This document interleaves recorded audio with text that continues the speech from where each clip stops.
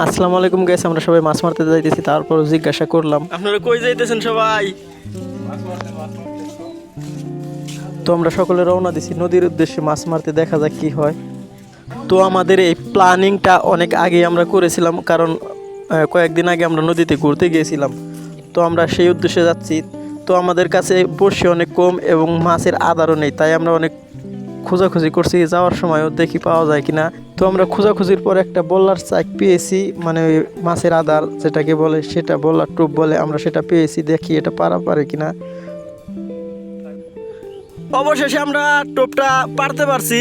এই যে দেখেন, অনেক কষ্টের পর এই যে এই লোকটা একটা কামড় খাইছে এই যে গলার মধ্যে, আর এই লোকটা অনেক কষ্ট করছে।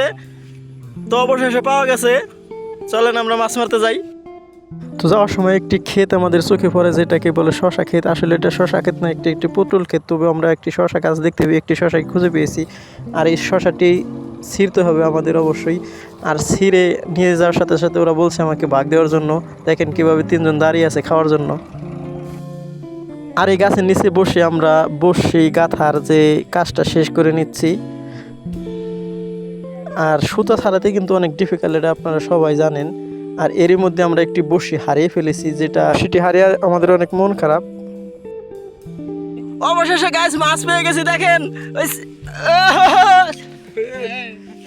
এই যে মাছটা পেয়ে গেছি আমরা। দেখেন কি সুন্দর মাছ, নদীর অনেক টাটকা মাছ। গাইস আমরা যে কি খুশি, সবাই খুশিতে একটা জোহার দে। আর বন্ধুরা সবাই ভালো থাকবেন, পরবর্তী ভিডিওতে দেখা হবে।